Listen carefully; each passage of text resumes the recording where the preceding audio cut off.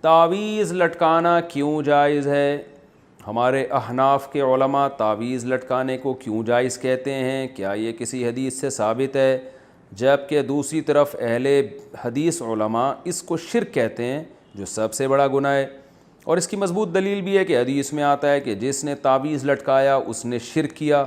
شمس الرحمن بنو سے، جناب شمس الرحمن صاحب، اگر اہل حدیث علماء کہتے ہیں کہ تعویذ لٹکانا شرک ہے، تو جس حدیث سے وہ دلیل پکڑ رہے ہیں نا، اسی حدیث میں رقیہ کو بھی شرک کہا گیا ہے، یعنی دم کرنا۔ حالانکہ رقیہ کو اہل حدیث علماء بھی مانتے ہیں کہ شرک نہیں ہے۔ تو پتہ یہ چلا کہ جس حدیث میں تعویذ لٹکانے کو شرک قرار دیا ہے، اس سے تعویذ سے شرکیہ تعویذ مراد ہے۔ وہ تعویذ جس میں قرآنی آیات ہوں یا دعائیں ہوں، وہ تعویذ حدیث میں داخل نہیں ہے، کیونکہ رقیہ بھی جیسے شرکیہ بھی ہوتا ہے اور جائز رقیہ، رقیہ کہتے ہیں دم کرنا، تو رقیہ بھی جائز بھی ہوتا ہے، شرکیہ رقیہ بھی ہوتا ہے۔ تو اسی طرح تعویذ بھی جائز بھی ہوتا ہے، شرکیہ بھی ہوتا ہے۔ تو اہل حدیث علماء جس حدیث سے استدلال کر کے ہر قسم کے تعویذ کو شرک کہہ رہے ہیں نا، اسی حدیث سے پھر تو ہر قسم کا دم درود بھی شرک ہو جائے گا، حالانکہ ایسا نہیں ہے۔ تو جیسے رقیہ کی دو قسمیں ہیں، اسی طرح تعویذ کی بھی دو قسمیں ہیں۔ اور ویسے بھی کامن سینس کی بات ہے کہ اگر ایک آدمی کسی پرچی پہ یا اللہ مدد لکھتا ہے، صرف یا اللہ مدد کہتا ہے، صرف اللہ سے مدد مانگی جائے گی، یا اللہ مدد، اور وہ کسی کے گلے میں لٹکا دیتا ہے، تو یہ شرک کہاں سے ہو گیا؟ یہ تو عین توحید ہے کہ وہ صرف اللہ سے مدد نہ صرف زبان سے مانگ رہا ہے، بلکہ ریٹن میں لکھ کے اس پہ مہر ثبت کر رہا ہے۔ تو یہ کامن سینس کے بھی خلاف ہے کہ ہر قسم کی تعویذ کو شرک قرار دیا جائے۔ باقی تعویذ کے جواز کے دلائل کیا ہیں، اس پر میں مستقل کلپ ریکارڈ کروا چکا ہوں، میں اس کو ابھی ریپیٹ نہیں کروں گا۔ پھر بھی ایک بات ضرور ہے کہ یہ عمل پسندیدہ نہیں ہے، بہرحال یہ ذہن میں رکھیں۔ اللہ سے مدد مانگیں زبان سے، پرچی لکھ کے لٹکانے کی کیا ضرورت ہے، بس زبان سے مدد مانگیں، اس کی زیادہ فضیلت ہے، دعا کی فضیلت ہے۔ جو لوگ تعویذ گنڈوں میں پڑھتے ہیں تو وہ میں نے دیکھا ہے ان کا ایمان بہرحال کمزور ہو جاتا ہے اور وہ اسی میں لگے رہتے ہیں۔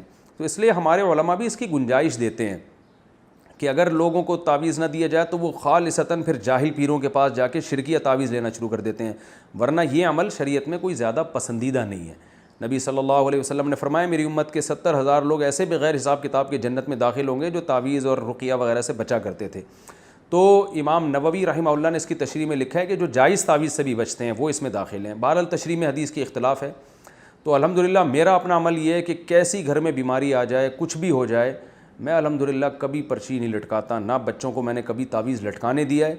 میرا اپنا ذاتی عمل یہی ہے کہ کوئی بہت مجبور ہوگا تعویذ مانگے گا تو میں اس کو لکھ کے دے دیتا ہوں، کیونکہ کمزور ایمان والے لوگ ہیں، تو نہیں دو تو کہیں شرکیہ تعویذ نہ لے جا کے۔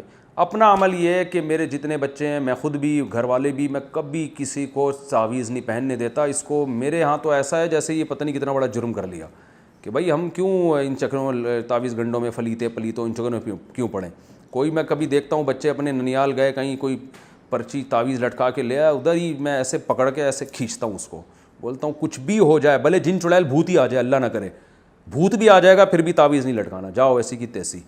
ایسے انسان تمیز سے زندگی گزارے، کچھ نہیں ہوتا انشاءاللہ کوئی جن چڑیل بھوت، اور پھر جن چڑیل بھوت خود ہی اپنا راستہ تبدیل کر لیتے ہیں، آتے ہی نہیں۔ وہ دیکھتے ہیں ایسے لوگوں کو جو اس قسم کے کمزور ایمان ہوتا ہے نا، وہیں زیادہ آتے ہیں۔ تو ان چکروں میں نہ پڑیں۔ جو سنت عمل ہے، سورہ فلق سورہ ناس رات کو ہاتھ پہ دم کر کے اپنے اوپر پھیر لیا کریں، بچوں پہ پھیر لیا کریں۔ مشہور دعا ہے اعوذ بکلمات اللہ التامہ من کل شیطان وہامہ ومن کل عین لامہ، یہ دعائیں پڑھا کریں۔ بسم اللہ الذی لا یضر مع اسمہ شیء فی الارض ولا فی السماء وہو السمیع العلیم۔ خاندانی دعائیں بس یہ پڑھا کریں، کافی اتنا۔ اللہ تعالیٰ عمل کی توفیق عطا فرمائے۔